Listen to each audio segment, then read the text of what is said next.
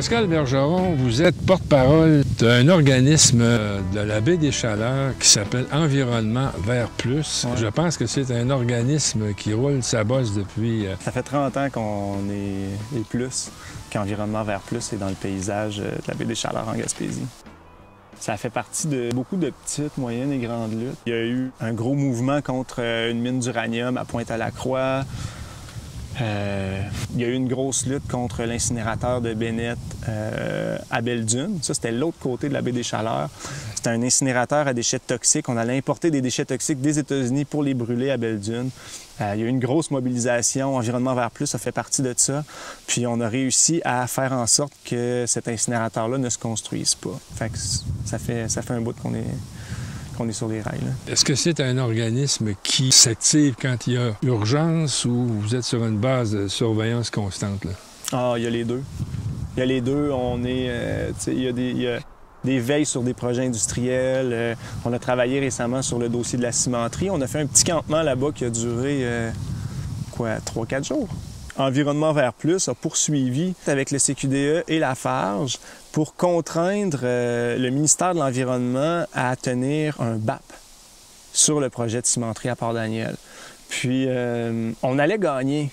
On était juste sur le bord de gagner. Puis, le gouvernement a passé une loi, je vais synthétiser, que la cimenterie de Port-Daniel puis son terminal maritime n'ont pas besoin de BAP.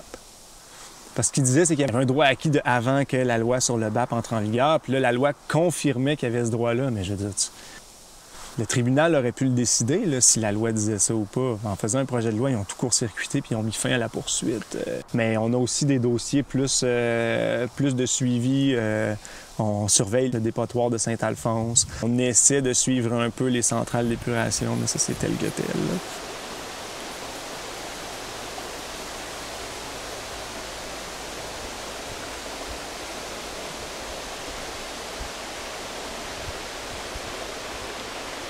J'ai étudié en philo, sciences politiques. J'ai pas un parcours qui allait m'amener directement à la position où je suis en ce moment. Bilbo m'a accroché, il m'a dit « Hey, Environnement Vert Plus, là, ça bat de l'aile un peu, on a besoin de monde sur le conseil d'administration, tu rentres dessus. » On se connaissait quand même, on faisait des actions ensemble. J'ai dit « OK, tu sais... » Bilbo, ça, c'est le président. Bilbo, c'est le président. J'ai commencé à fouiner puis à me mettre plus à fond dans le nez dans tous ces dossiers-là, puis à poser des questions sur les conséquences environnementales. C'était beaucoup autour de la cimenterie au début quand je suis rentré, après ça sur les hydrocarbures. Puis c'est ça, de fil en aiguille, on en est venu à faire un campement juste en bas de la montagne. Là.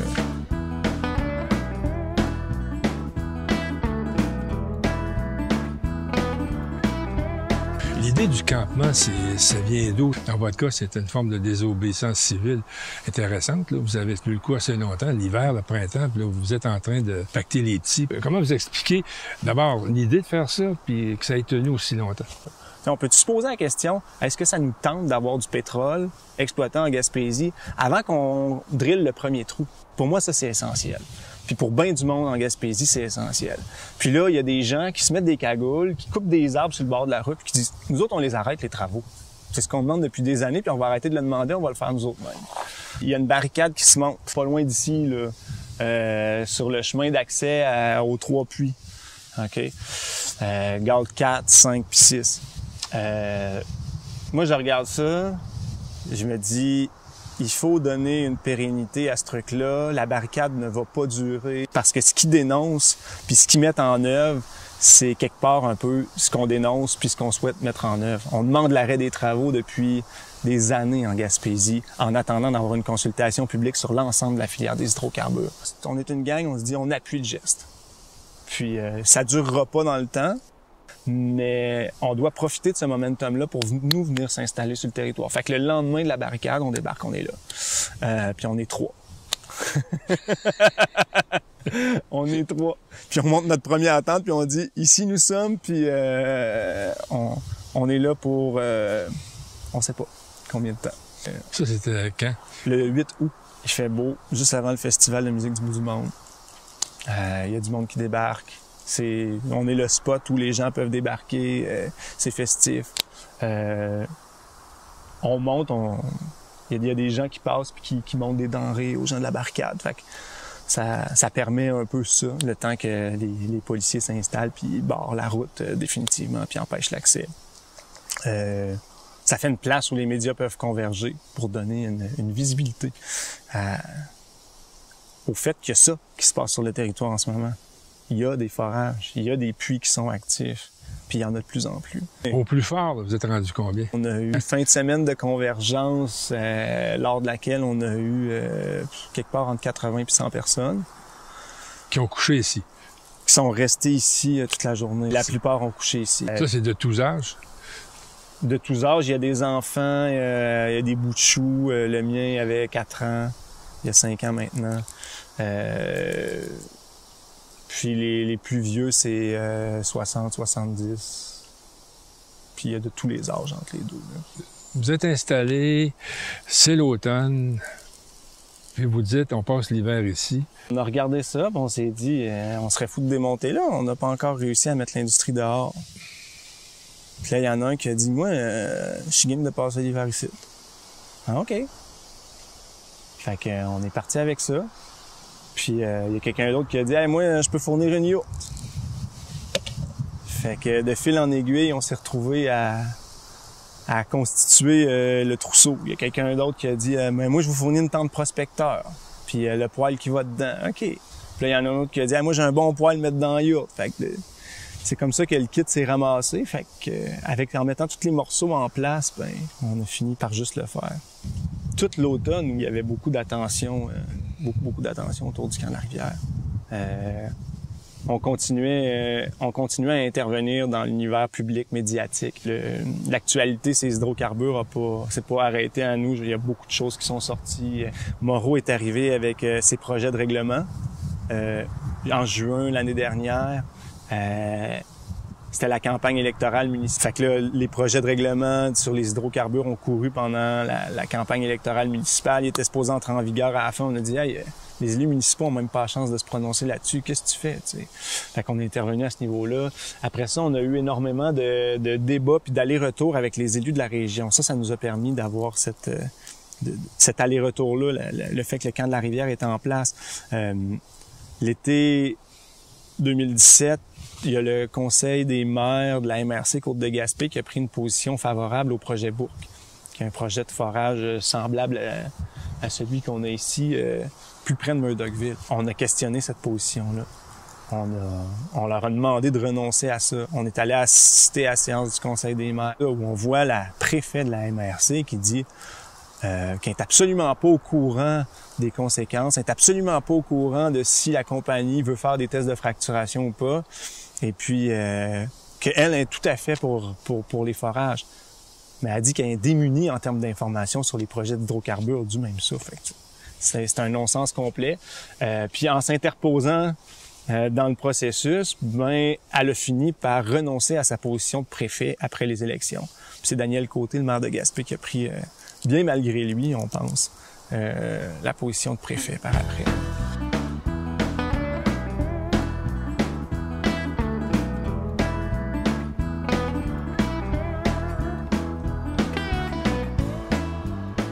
Ça ici, si je prends ça, ouais. Ça appartient à qui?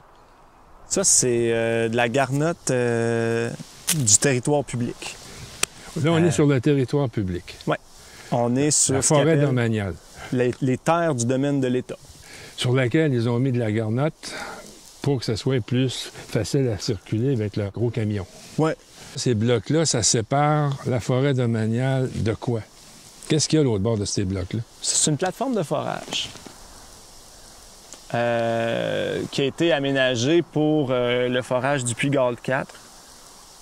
Si moi, je franchis la petite ligne orange qu'il y a là, la corde, là, si je vais à l'autre bord, ouais. Est-ce que je commets une infraction? Tu déroges à l'injonction que Junex a obtenue l'année dernière pour permettre d'expulser les gens qui avaient mis en place la barricade. Parce que suite à cette barricade-là, pour que la police puisse intervenir, ça prenait une injonction. Okay? Junex a un permis d'exploration. Oui. Pas d'exploitation. Fait que ça, c'est une petite nuance, mais ça fait une grosse différence encore en ce moment. À la grandeur de la province de Québec, c'est 50 000 km² qui sont sous permis d'exploration, où les pétrolières peuvent creuser des trous. Puis tu sais, ils peuvent les creuser avec les nouveaux règlements, mettons, à 1 km des maisons, mais ils peuvent rentrer en dessous. Fait que c'est à peu près 50 000 km² de territoire au Québec qui est sous permis d'exploration. Fait que le Galt, quelques centaines de km² qui sont sous permis d'exploration. Où Junex peut aménager des plateformes comme celle-là, creuser un trou pour aller voir ce qui se passe dans le sous-sol. Le Galt 1, 2, 3, 4, 5 sont rendus à 6, là.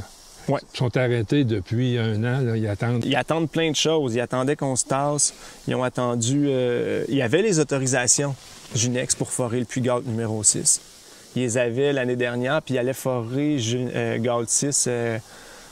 C'était prévu pour août-septembre. Puis là, il y a eu la barricade. Puis après ça, il y a eu le camp. Puis après ça, ils sont rentrés en négociation avec les 3 communautés Micmac pour un processus de consultation publique duquel on n'a aucune nouvelle. On ne sait pas qu'est-ce qui est advenu de ce processus-là. C'était supposé s'étendre sur 4 mois. Au bout du 4 mois, les Micmac ont demandé une prolongation. On ne sait pas s'ils l'ont eu ou pas. Mais le résultat est que Junex voulait forer cet été son puits numéro 6, puis son autorisation a passé date. Junex appartient à une firme d'Alberta, je pense. Maintenant, oui, ils ont fusionné avec Cuda. Ça a changé quelque chose? Première chose que ça a changé, cette fusion-là, c'est que ça a diffusé le risque pour l'entreprise. Junex était une entreprise junior avec très peu de moyens et avec un projet de forage actif. Il y en a d'autres dans la vallée du Saint-Laurent, il y en a d'autres dans la baie des Chaleurs. Il y avait vraiment un projet de forage actif. Là, c'est une plus grosse entreprise avec plusieurs projets. Fait que s'il y en a un qui ne fonctionne pas quelque part, ils sont capables de rabattre les actifs, la main-d'œuvre sur un autre projet. Ce qu'on cherche ici, c'est du pétrole. Lui, ici, Galt 4, c'est le puits le plus productif de l'histoire du Québec. On a eu 18 000 barils de pétrole qui sont sortis de là. Puis c'est du pétrole de très bonne qualité. C'est un pétrole léger, c'est un pétrole avec très peu de soufre dedans. C'est un pétrole qui est voué à l'industrie chimique.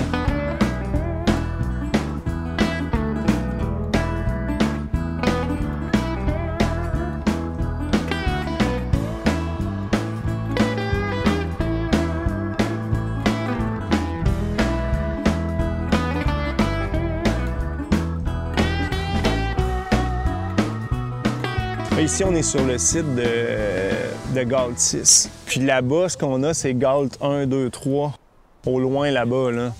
Fait que ça donne une idée de l'étendue du territoire sur lequel ça se profile, tout ça. Là. Galt 6 qui n'a pas encore été foré, puis c'est pour ça que la foreuse est ici. Ça, c'est la grosse machine qui appartient à Foragaz. Dans leur modèle d'affaires, Junex, ils ont décidé de s'acheter une foreuse parce qu'ils veulent faire beaucoup de trous. Galt 6, c'est le puits qui devait être foré en août-septembre 2017, l'année dernière, avant que le camp se monte, avant que la barricade prenne place. Puis il ne se passe rien depuis un an ici, à part des travaux préparatoires. On voit qu'il y a des puits d'observation qui sont déjà en place. On voit les blocs de béton là-bas, là, avec la petite tête qui ressort. Là. Ça, c'est un puits qui connecte... c'est un puits qui sonde la nappe phréatique. Ils appellent ça un puits d'observation. S'il y a des problèmes avec le puits puis qu'il y a des remontées dans la nappe phréatique, bien, c'est à partir de ces puits-là qu'ils le savent. À Haldimand 1, il y a un des puits d'observation dans lesquels on a observé... on a une remontée de méthane là, depuis plusieurs années. À chaque fois qu'on le rouvre, le taux de méthane augmente dans le puits depuis qu'ils ont foré. Puis c'est le puits en Gaspésie, c'est le premier puits en Gaspésie sur lequel il y a eu un test de fracturation.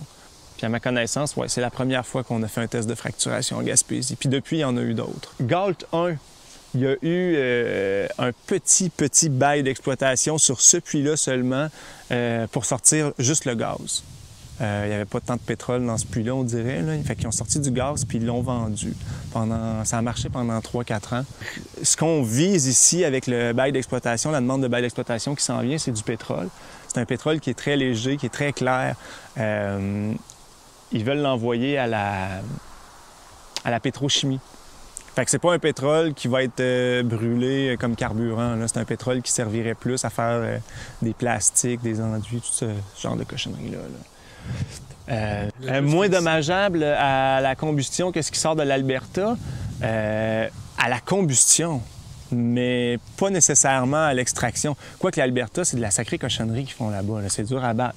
Mais il y a un potentiel de fracturation ici. Le Galt 4, c'est le puits qui a eu la plus grosse production d'hydrocarbures de l'histoire du Québec. Ils ont sorti 18 000 barils de Galt 4.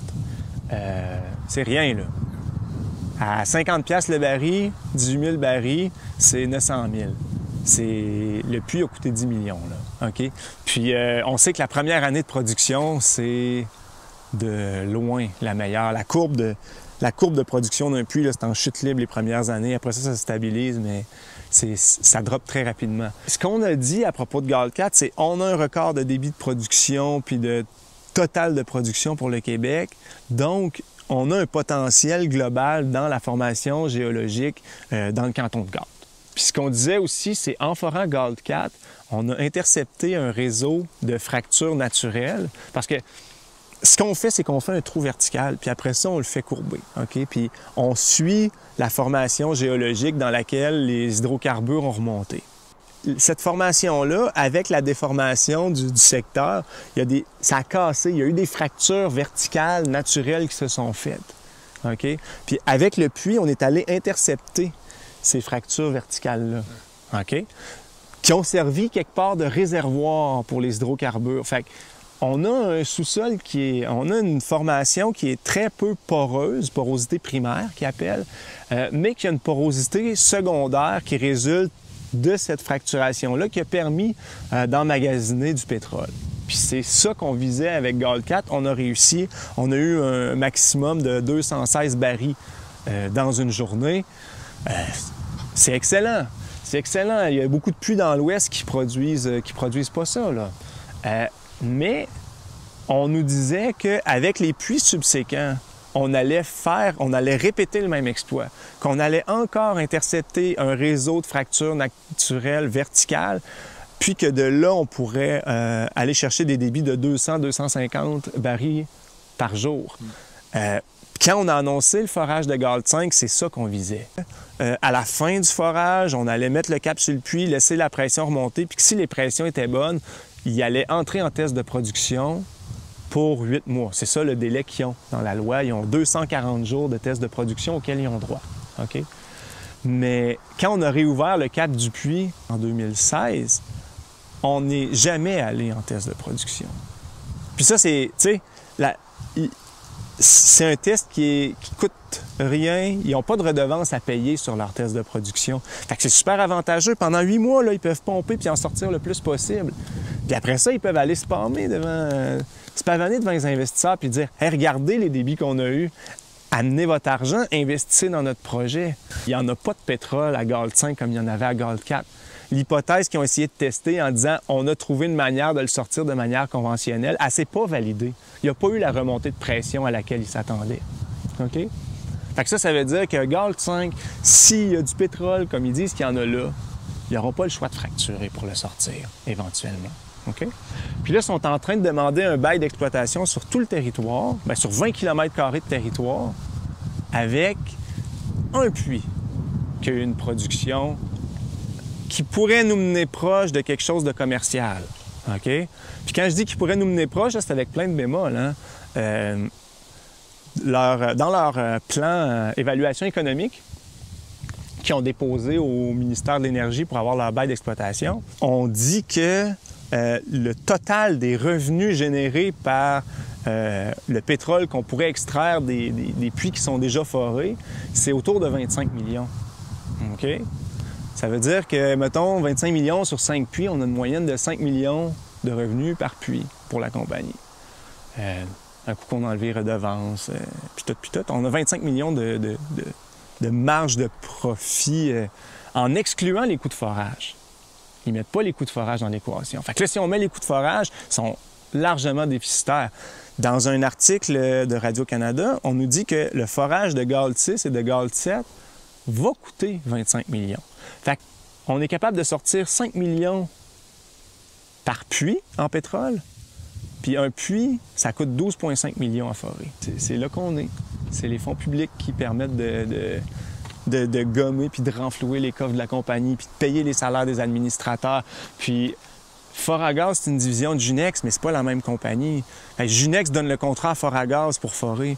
Mais il n'y a pas d'appel d'offres, là. Il n'y a pas de processus de révision. C'est des compagnies, c'est opaque tout ça, là.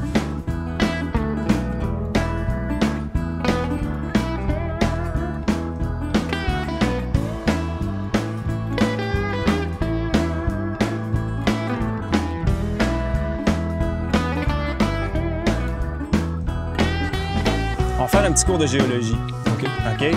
Fait qu'on s'en va, mettons, là, dans la formation de Forillon puis Indian Point, qui sont, de mémoire, c'est entre 2 et 3 000 mètres sous terre, là. Juste au-dessus de ça, il y a une formation qui est complètement imperméable. Fait qu'elle, elle sert à retenir les hydrocarbures dans les formations juste en dessous. OK? Forillon, puis juste en dessous, Indian Point. Ces hydrocarbures-là se sont formés encore plus creux dans le sous-sol. OK? Dans des formations plus argileuses, schisteuses. OK? Dans certains endroits de la vallée du Saint-Laurent, la formation rocheuse juste au-dessus du schiste est complètement imperméable. Fait que les hydrocarbures, le gaz est resté pris dans le schiste. Il n'a pas réussi à migrer vers le haut. OK? Ici, il y a une certaine perméabilité, donc les hydrocarbures ont migré dans du calcaire. La formation de Forillon, là, c'est une formation où c'est du calcaire qu'on a. Le nom de la formation rocheuse change pas le type d'hydrocarbures qu'on va rechercher. Okay? On peut avoir du gaz de schiste, puis on peut avoir du pétrole de schiste. Okay? Après, ce qui va déterminer si on va avoir à fracturer pour aller chercher l'hydrocarbure ou pas, c'est la porosité puis la perméabilité de la formation rocheuse. Okay? Ici, à Galt 4, on a intercepté un réseau de fractures naturelles avec un forage horizontal. Okay? Puis ces fractures naturelles-là ont agi comme réservoir. Puis là, on a extrait le pétrole de ces fractures-là. C'est pour ça qu'on a des bons débits. Fait que là, on arrive avec Galt 5. Galt 5, foré en 2015 de mémoire. Le fait qu'il n'y ait pas de fracture naturelle, ça fait que la perméabilité est très faible. OK? De manière générale, là, dans la formation de Forillon. Puis la perméabilité, c'est ce qui permet aux hydrocarbures de circuler. Puis quand on n'a pas une bonne perméabilité, que ça circule pas librement dans la formation, bien c'est là qu'on va fracturer. Dans le schiste, les perméabilités sont très, très basses parce que l'argile, ça scelle. Hein? Fait qu'on va fracturer beaucoup plus dans le schiste. Puis c'est là qu'on a vraiment poussé ces techniques-là de liquide avec toutes sortes de cochonneries dedans. Puis quand on parle de cochonneries, on parle de substances qui sont persistantes dans l'environnement, bioaccumulables et toxiques. On parle de des grandes quantités d'eau, des dizaines de piscines olympiques pour ouvrir des failles dans la roche. Donc là, les fractures s'ouvrent. Après ça, on continue à pomper puis on envoie des billes dans ces fractures-là. Puis là, ces billes-là sont poussées là. Puis ils vont servir à les empêcher de se refermer quand l'eau va ressortir. Mais cette pression-là, on parle de dizaines de milliers de PSI. C'est un pneu, ça t'offre 35 PSI, 40 PSI, un pneu d'auto. Des dizaines de milliers de PSI. Ben, la roche, elle, exerce une pression aussi. On a des kilomètres d'épais de roche, puis cette pression-là va faire remonter les fluides éventuellement. Donc, on injecte de l'eau, des billes, on pousse les billes avec plus de jus, mais à la fin, quand on arrête la pompe, ben là, il y a une remontée de ces liquides-là. Puis là, ces liquides-là, ben, ça c'est un autre problème qui arrive très rapidement, c'est gorgés de méthane, ils sont gorgés du gaz qu'ils sont allés chercher dans le sous-sol. Puis le gaz, le méthane, lui, il va se libérer dans l'atmosphère. Le méthane, sur un horizon de 20 ans, c'est 80 à 100 fois plus puissant que le CO2 pour le réchauffement climatique. Ce avec quoi on se retrouve avec toutes les émanations fugitives de méthane, c'est qu'on a démultiplié l'effet de serre qu'on vit depuis le début de la période industrielle. On a démultiplié cet effet-là. Le gaz, le méthane, le gaz naturel qu'on extrait en ce moment avec la fracturation est plus nocif que le charbon pour le climat, mais de loin, vraiment de loin, en raison des émanations fugitives. Puis la première source d'émanations fugitives, c'est le dégazage du jus de fracturation qui remonte à la surface. C'est pas le seul, là. Après ça, on perd du méthane dans tout le cycle, puis le réseau de fractures qu'on a créé en fracturant, ben on sait pas s'il n'y a pas des remontées de méthane un peu partout. Pierre Idé, anciennement Petrolia, ont obtenu une autorisation pour un test de fracturation à Bourg, puis on a obtenu la liste des produits chimiques qu'ils voulaient injecter. Puis il y a plusieurs substances qui ont ces trois caractéristiques-là de toxicité, de persistance dans l'environnement, puis de bioaccumulation, qui étaient prévues à être injectées. Pierre Idé, elle a injecté 7 tonnes de produits chimiques dans le sol sans que le ministère soit au courant de la nature, de la composition de ces produits chimiques-là. Fait que là, si on ignore la composition, on sait encore moins c'est quoi les effets toxiques de ça. Mais le ministère autorise quand même. C'est une grosse partie de ce qu'on fait ici, là. Le potentiel de dévastation environnementale, parce que quand on fracture, on injecte ce liquide-là, là, la roche casse. Le long du forage horizontal, ça explose. Bon. Ce liquide-là, il y en a une partie qui remonte à la surface, puis il y en a une partie qui reste sous terre. Après ça, il y a des petites billes là, qui s'infiltrent dans les fractures pour les maintenir ouvertes un coup que le liquide se retire. Ben là, on a changé la géologie d'une couche au complet, puis on met une pression là-dessus, puis cette pression-là peut se répercuter éventuellement sur les autres couches, puis générer des tremblements de terre. Comme en Oklahoma, par exemple. En Oklahoma, ouais, on a eu 1100 tremblements de terre en une dizaine d'années, à partir du moment où on a commencé à pratiquer la fracturation. Puis oui, c'est dû en partie à l'ouverture de ces failles-là. Là, après ça, il y a la question de la gestion de ces eaux-là, de fracturation, qui contiennent plein de produits toxiques que les centrales d'épuration traditionnelles sont pas conçues pour traiter. Qu'est-ce qu'on fait avec ça? En Oklahoma, on creuse un puits, puis on le creuse jusqu'à toucher la roche magmatique. Hein, on a une roche magmatique au fond, puis on a une roche sédimentaire au-dessus qui s'est accumulée pendant des centaines de millions d'années. Puis là, on se dit, ben, on va injecter ça entre les deux, entre la roche magmatique puis la roche sédimentaire. Mais ces masses d'eau-là qu'on injecte à cette profondeur-là créent un lubrifiant entre les deux couches. C'est ça qui finit par générer la plus grande partie des tremblements de terre qu'on a eu en Oklahoma. C'est l'impossibilité de gérer cette eau-là. On la cache le plus loin possible qu'on peut humainement le faire, en se disant que c'est réglé. Après ça, on ferme les puits. Ça, c'est un autre panier de crabes.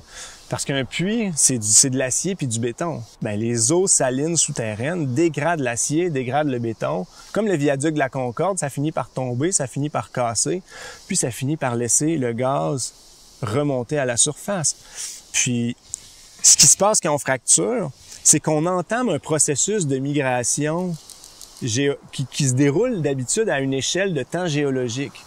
Et on casse la roche. Fait que là, la surface de la roche, elle, commence à partir du moment où on fracture à libérer des hydrocarbures, alors qu'elle était scellée, cette roche-là, avant. OK? Fait que ça permet d'avoir des meilleurs débits à la production. Donc, on va avoir un puits qui va être très productif après l'opération de fracturation, mais rapidement, sa productivité va chuter. À un moment donné, ça devient plus rentable même de venir là pour ramasser ce qu'il est capable de nous donner. On le ferme.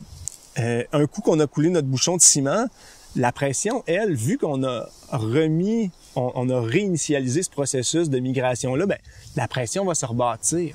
Puis là, l'acier se dégrade. Le coulis qui est autour de l'acier se dégrade. Puis on a des fuites de méthane qui sortent d'un peu partout là, sur le territoire. On a évalué aux États-Unis que c'était 60% des puits de 30 ans et plus qui fuyaient. C'est quand même Puis tu peux pas arrêter énorme.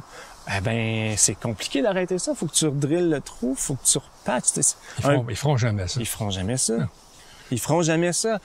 En Alberta, faut que je me souvienne, là, mais c'est astronomique. C'est des dizaines, voire des centaines de milliards de dollars de passif environnemental, l'exploitation des hydrocarbures. Je me demande même si l'Alberta a collecté ça en redevance pendant toute l'histoire de l'exploitation des hydrocarbures en province.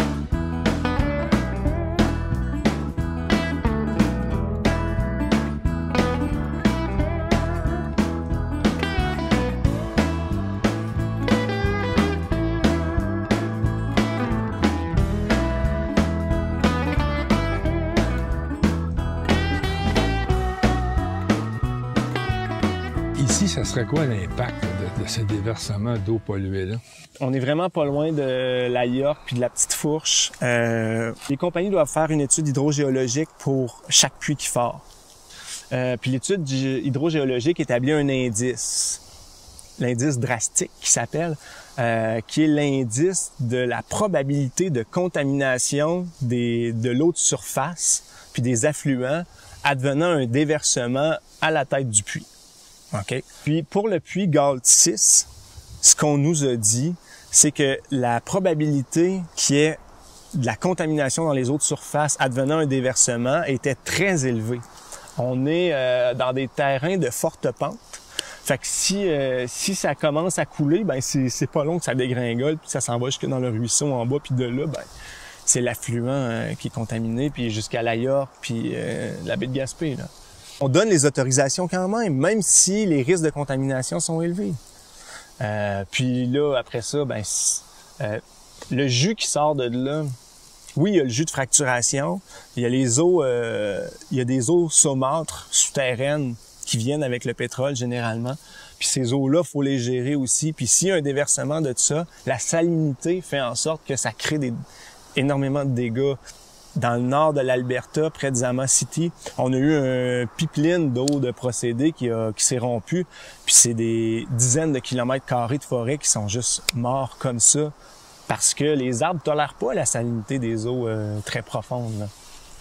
Il y a toutes sortes de manières par lesquelles les eaux souterraines avec la fracturation ou générées par la fracturation peuvent générer de la contamination ou des problèmes. En fait, à toutes les étapes de gestion de cette eau-là, il y a eu des problèmes ailleurs dans le monde, partout.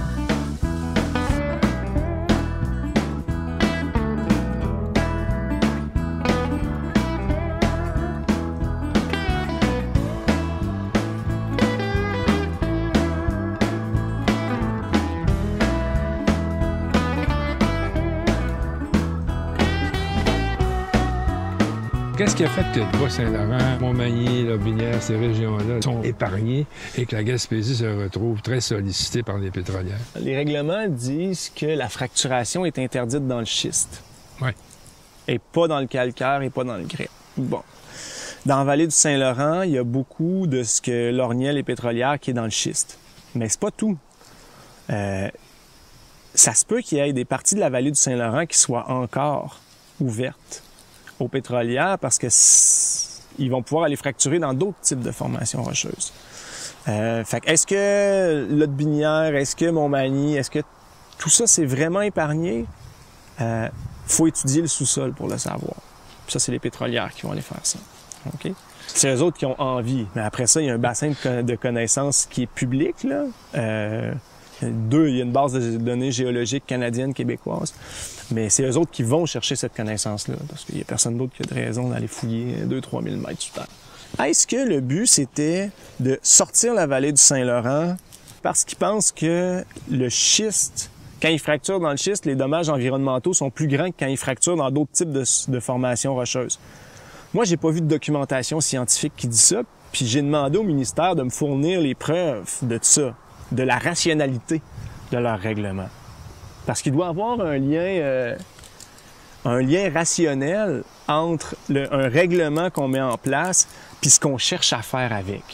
Sinon, après ça, on peut casser ça devant le tribunal. Ça, c'est l'autre affaire. Le gouvernement, la loi 106 qui a été adoptée sous bâillon puis vertement critiquée par le barreau du Québec parce que c'est une loi qui renvoie tout aux règlements qui viennent après. Une loi, quand elle est élaborée, il y a des débats au Parlement. On sait pourquoi tel article est formulé de telle façon ou pas. Un règlement, il n'y a pas ce processus-là. Il est opaque, le processus. On n'y a pas accès, puis ni à travers le Parlement, les archives publiques, ni à travers la Commission d'accès à l'information par la suite. OK? Fait qu'on le sait pas. C'est quoi, pourquoi c'est dans le schiste que c'est interdit. En Angleterre, la fracturation est interdite dans le schiste et pas dans les autres formations rocheuses. On va jusqu'à parler de fracturation conventionnelle. C'est un oxymore, là. Tu peux pas... Conventionnel, ça veut dire pas de fracturation, puis fracturé, ça veut dire pas conventionnel. Tu sais, ça marche pas. Fait que fracturation conventionnelle, c'est un oxymore. En Allemagne, on a exclu la fracturation dans le schiste, mais pas dans les autres types de formations rocheuses. Fait que est-ce qu'on est dans un processus d'intégration à l'échelle mondiale dans nos techniques d'exploration puis d'exploitation du sous-sol, entre autres avec les accords de libre-échange? Il y a quelque chose pour moi là qui est nébuleux, là. Mais clairement, on n'en a rien à battre au gouvernement de la Gaspésie puis des conséquences que cette exploitation-là pourrait avoir sur notre territoire. Puis on a accepté de sacrifier une grande partie du territoire en Gaspésie et au Bas-Saint-Laurent aux mains des pétrolières et des gazières. Je m'appelle Bill Beaucire, président d'Environnement Vert Plus. Le camp de la Rivière, on est bien content de ce qu'ils ont fait depuis un peu plus qu'un an, de tenir tête haut et fort aux pétrolières et au gouvernement pour dire que le territoire public, il est aussi à protéger puis il n'est pas à vendre lui non plus. Une résistance de 1 an, c'est pas rien. De prouver qu'on peut faire le tour des 4 saisons ici, ceux qui l'ont fait ont toute mon admiration puis ma reconnaissance. Parce que je pense qu'à partir de maintenant, ça va être su partout que la Gaspésie ne sera pas une terre facile à prendre. Ça ne sera pas l'option cheap pour les pétrolières. Ils iront chercher ailleurs. Le camp de la Rivière, on démonte parce qu'on a gagné.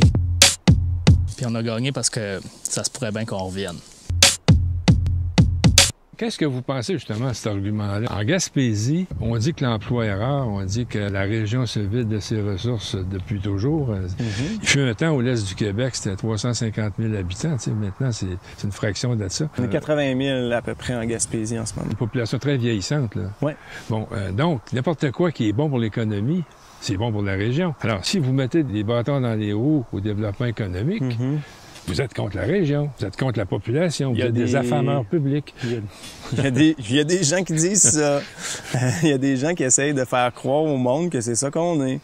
Il y a 2 choses par rapport à l'argument économique. Le premier, c'est que pour moi, en fait, objectivement, cette industrie-là, avec les dégâts environnementaux qu'elle peut générer, est en contradiction avec d'autres industries qui font vivre la région. La York, plus de saumon, c'est beaucoup de pertes en tourisme. OK?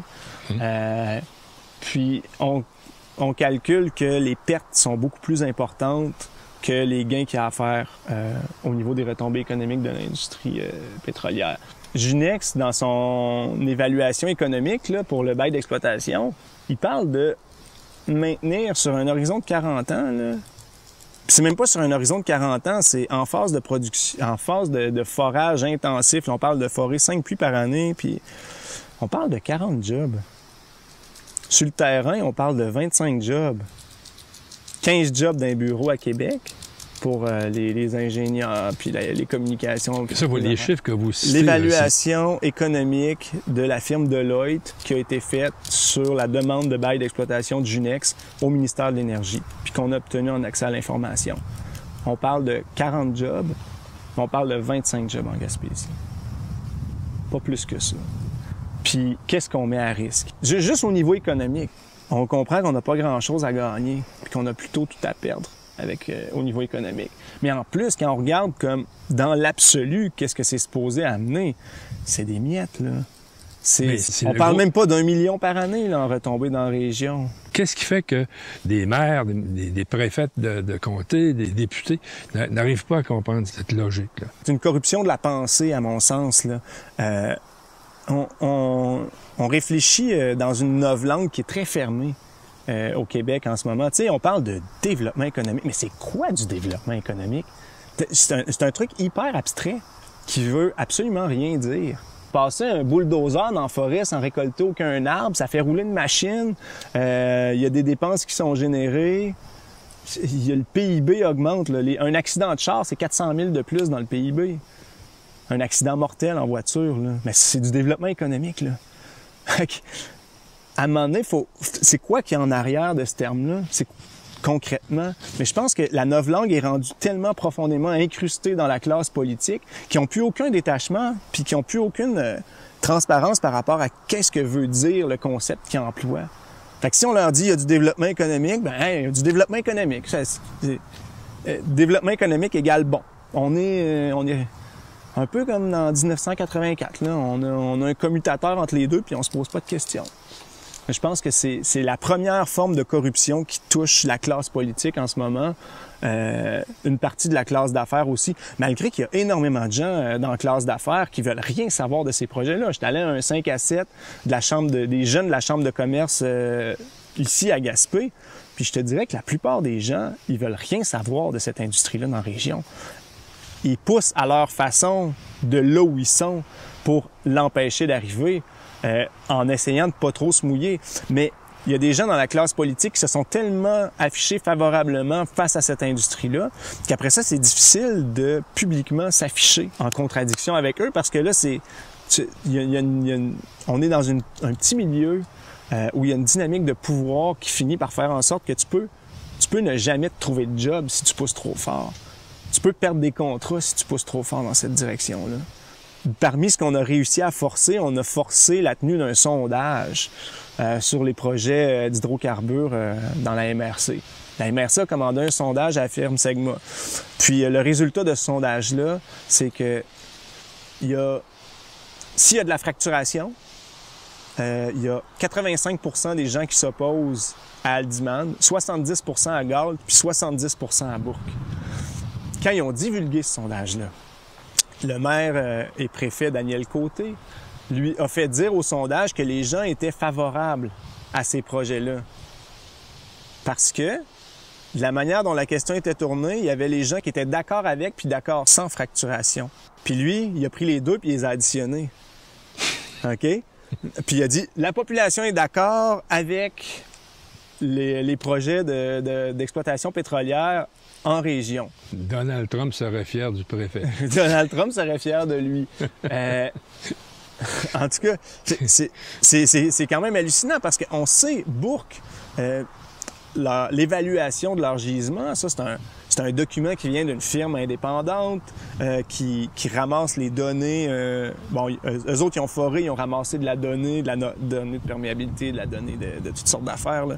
Puis avec ces données-là, ils disent, nous autres, dans telle superficie, on évalue qu'il y a tant de millions de barils en place, puis on évalue que de ce nombre-là, vous pouvez en sortir 2,2 millions si vous fracturez. Il y a 2,2 millions de barils qui sont potentiellement sortables de là avec fracturation. C'est le scénario avec lequel on jongle.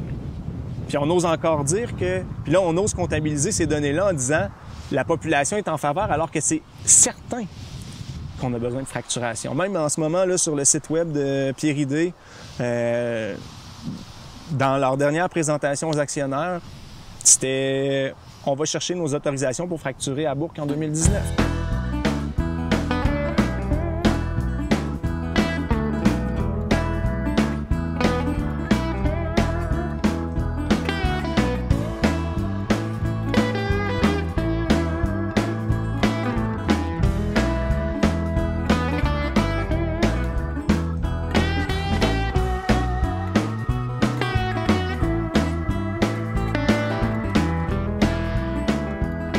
Acceptabilité sociale. C'est de la foutaise. Je veux dire, ce que Moreau, il dit, le ministre de l'Énergie, là, ça vaut rien, là. On l'a pogné les culottes à terre, je sais pas combien de fois. On l'a pogné les culottes à terre sur la question des puits à l'abandon. Il disait tout va bien, on les a cherchés sur le territoire. On arrive sur la carte du ministère. Puis là, ce qu'on voit, c'est un paquet de points verts qui disent ces puits-là sont conformes. On va scanner les rapports de chacun de ces puits-là. Il y a un inspecteur qui s'est rendu sur le site. Il a rien trouvé, il a pas trouvé de fuite. Check, conforme. Hey, des fois, les puits là, sont jusqu'à 1 kilomètre des coordonnées géographiques qui sont dans le système. Fait que si t'as pas trouvé le puits puis t'as pas trouvé de fuite, ça veut pas dire que le puits est conforme. Tout ce que ça veut dire, c'est que tu l'as pas trouvé. Ça, c'est dans la vallée du Saint-Laurent, en Gaspésie. Ouais. Mais ils se sont fait ramasser beaucoup plus en Gaspésie. Là. Les culottes étaient plus basses ici. Il s'est fait pogner les culottes à terre là-dessus. Il s'est fait pogner les culottes à terre sur les distances séparatrices. Dans ses règlements, il disait que c'était à 150 mètres des maisons qui donnait la possibilité de forer, puis à 275 mètres des hôpitaux. Oh, il dit, les distances séparatrices, on est 150, 275 mètres. C'est des pinottes. Puis là, il arrive ici en novembre avec une Puis il dit, je vais rencontrer toutes les maires, puis je vais venir les rassurer. Puis il leur présente une carte, OK? Puis sa carte, elle illustre quelles zones sont protégées en fonction des distances séparatrices qui sont dans le règlement. Nous, on regarde ça, on ramasse la carte en accès à l'information, on commence à mesurer avec l'échelle. Puis on se rend compte que ces ronds, ils sont trop gros. Hein? Que finalement, la carte qu'il a montrée aux maires puis de la région pour les rassurer, ben, il a grossi ces distances séparatrices dessus de telle sorte qu'il y a beaucoup plus qui est protégé que ce qui est en réalité protégé. Après ça, il y a beaucoup de points sur cette carte-là qui sont, mettons, des zones résidentielles. Là, une maison, là, t'es supposé avoir un point. Mais là, si tu colles Google Maps là-dessus, tu te rends compte que, ben, il n'y en a pas de maison.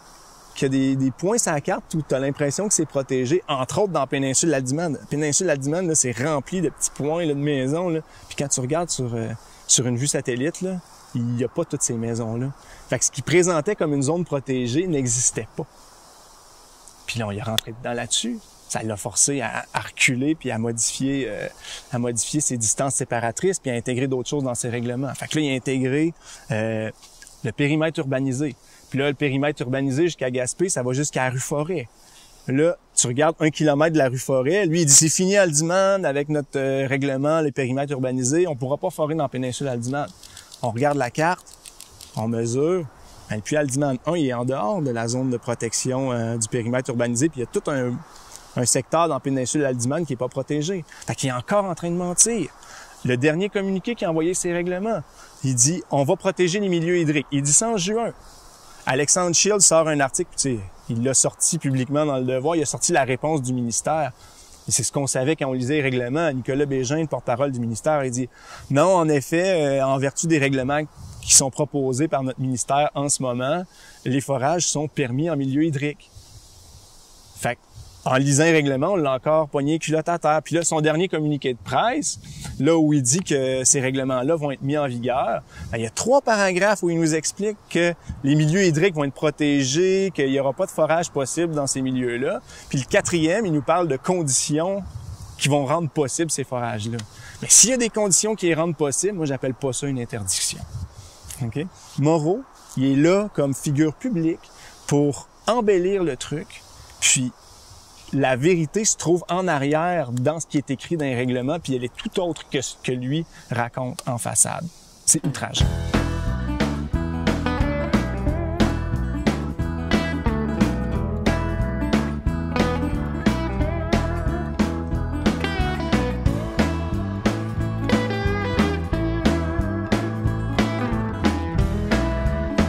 Une coalition que je suis en train de travailler à bâtir, puis on a eu des résultats récemment, là, ça commence à débloquer, c'est une coalition avec l'Allemagne. L'Allemagne, qui interdit la fracturation chez eux, vient investir 4 milliards de dollars pour développer des projets de fracturation en Amérique du Nord. Okay? Pierre Idé, qui est l'autre compagnie qui a le plus de claims en Gaspésie, qui a acheté Petrolia, a un projet de terminal de gaz naturel liquéfié en Nouvelle-Écosse. Okay. Pour alimenter ce terminal de gaz naturel liquéfié, ils ont besoin de champs gaziers. C'est 10 millions de tonnes de GNL par année qu'ils veulent exporter. Puis ça veut dire entre 150 et 200 nouveaux puits par année. Okay. C'est du stock. Puis ça, c'est dans le shale de Marcellus, en Pennsylvanie, autour de là. En Alberta, dans le shale de Montney, dans le nord-ouest. Puis dans la strip appalachienne de l'est du Canada. Là. Fait que Pierre Idé est supposé recevoir 3 milliards de financement allemand pour la construction de son terminal, puis 1 milliard de financement pour le développement des champs gaziers dans ces 3 régions-là. C'est gros, 1 milliard. C'est énormément de pression politique sur nous, potentiellement. Ça finance un gros lobby. Ça finance un gros lobby pour débloquer un cadre législatif, réglementaire qui est favorable à l'industrie. On a un exemple de ça qui est déjà arrivé au Québec puis qui est encore en place. C'est la Caisse de dépôt. Après la crise des subprimes, la Caisse de dépôt a massivement investi dans des biens de consommation. Michael Sabia disait on va investir dans des choses concrètes. Dans les 10 compagnies dans lesquelles la Caisse détenait le plus d'actions en 2010, il y en avait 4 qui étaient dans le pétrole. Canadian Natural Resources, qui extrait des sables bitumineux. Enbridge, 2 compagnies Enbridge, qui sont dans le transport de ces sables bitumineux-là, puis Suncor, qui est dans le raffinage de ce pétrole-là à l'autre bout. Okay?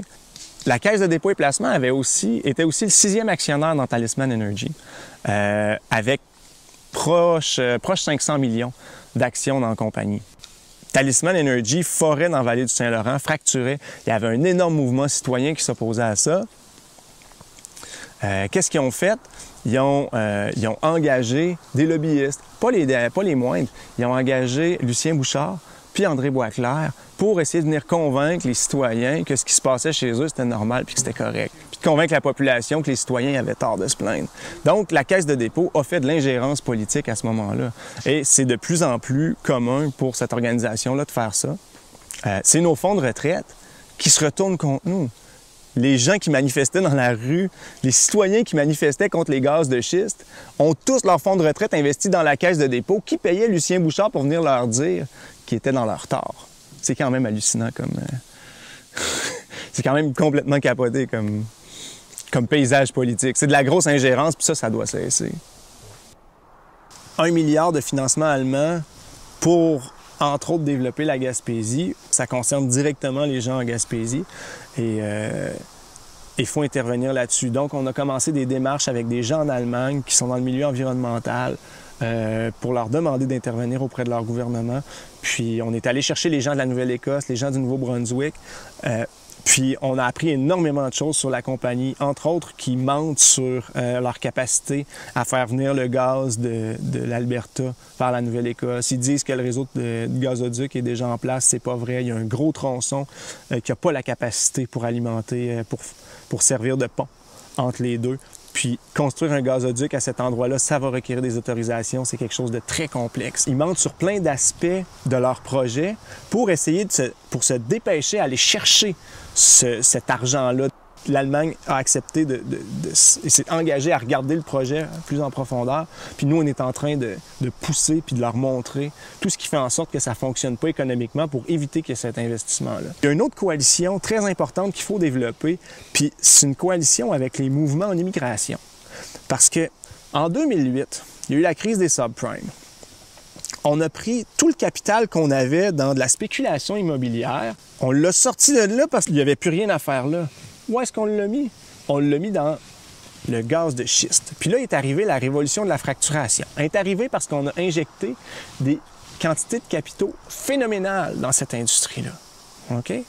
L'effet que ça a eu, c'est qu'on s'est mis à sortir plein de gaz aux États-Unis. On est tombé en surproduction, en grosse surproduction.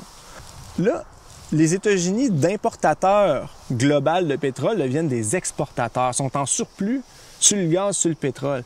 C'est quoi l'effet à l'échelle mondiale? C'est une chute drastique des prix. Le baril de pétrole à 20 $ et le gaz naturel, il y a eu, à l'été 2017, il y a eu 2 fois où le prix est tombé en bas de zéro. Ça veut dire que les compagnies, limite, payaient pour s'en débarrasser, tellement ça valait plus rien. C'est quoi la solution quand tu as un marché fermé comme ça pour faire remonter les prix?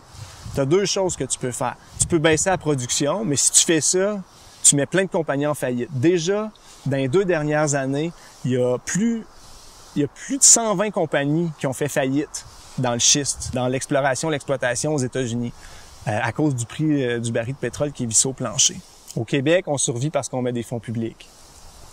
Il n'y a pas d'autre raison. Cette industrie-là n'est pas rentable globalement. OK? Au prix actuel, puis même à plus cher. Fait qu'on peut d'un côté diminuer la production ou trouver des marchés extérieurs. Marché extérieur, Europe. Pierre Idé a une entente pour exporter la moitié de la production de son terminal vers l'Allemagne. Ils ont déjà un acheteur là-bas. L'ennui, c'est que l'Europe, il y a déjà du monde qui fournisse là-bas. La Russie, c'est le fournisseur de gaz naturel de l'Europe. Donald Trump, au dernier sommet de l'OTAN, il a demandé de prendre des actions pour sevrer l'Europe du gaz russe. Fait que dans un sommet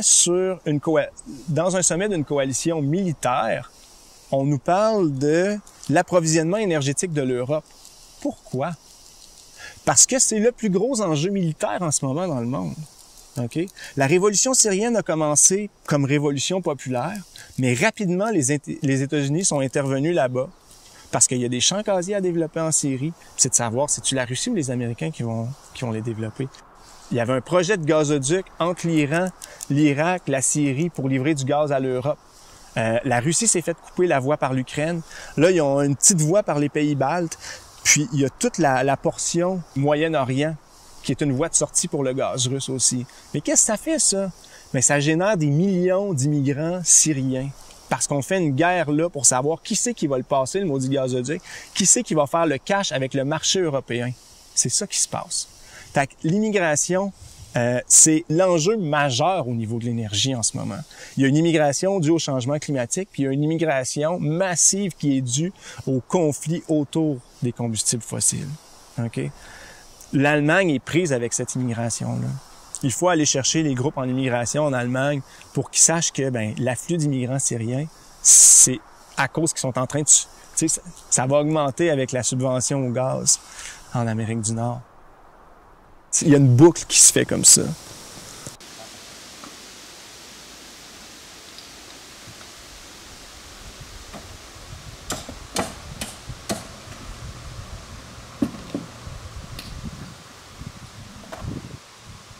Mais là, vous êtes en train de démonter. Là, on est en train de démonter. Votre action, votre désobéissance civile, qui fut remarquable. Quels sont les fruits que ça a apporté? Bon, on a formé des gens en désobéissance civile. Fait qu'on a des gens qui sont prêts à intervenir sur le terrain si jamais il y avait une reprise des travaux de forage. On a conscientisé plein de gens à Gaspé qui n'étaient pas au courant de ce qui se passait. Il y a des gens qui savent même pas qu'il y a des forages dans le bois, dans la région ici. Il y a des gens qui le savent pas, qui le savaient pas. Puis il y a beaucoup plus de gens maintenant qui savent. Il y a beaucoup plus de gens maintenant qui savent les conséquences. C'est une démonstration de force aussi. On est sur le terrain, on est capable d'être sur le terrain, on est capable d'être là longtemps. Puis on est allé chercher des gens à Gaspé qui étaient démobilisés depuis quelques années, qui voulaient plus intervenir par rapport à l'industrie des hydrocarbures. Puis on a réussi à les remettre un peu ensemble, là. On a réussi à attirer beaucoup d'attention, on a réussi à sensibiliser, à faire sortir le message de la région. Puis ça, c'est important. À court terme, vous allez faire quoi? À court terme, il y a une exposition photo à Carleton qui a été faite sur le camp de la rivière. Je vais collaborer de ce côté-là pour continuer à sensibiliser d'autres gens. On va peut-être faire tourner des écoles là, on ne sait pas encore. Puis on va peut-être faire tourner l'expo photo partout dans la province aussi, on ne sait pas encore. Donc amener d'autres gens à s'intéresser à ça, à les rejoindre. Au bout d'un an de camping, allez-vous prendre des vacances? Si on va prendre des vacances, je sais pas quand est-ce qu'on va trouver le temps. J'ai rencontré quelqu'un qui a travaillé pour une organisation de financement international pour des groupes terrains. Là, puis elle m'a dit, si tu veux prendre des vacances, là, je vais te donner des adresses. Là, tu vas pouvoir aller voir d'autres militants au Congo, en Colombie, le PKK, à la frontière de la Turquie. C'est ça, des vacances? Et Pascal Bergeron, merci beaucoup pour cette entrevue, puis bonne chance dans vos vacances. Je vous remercie de prendre le temps de venir écouter ce qu'on a à dire ici. Dans la fin de tout ça, c'est important que cette parole-là circule, puis que ce soit diffusé aussi loin que ça peut aller. Merci.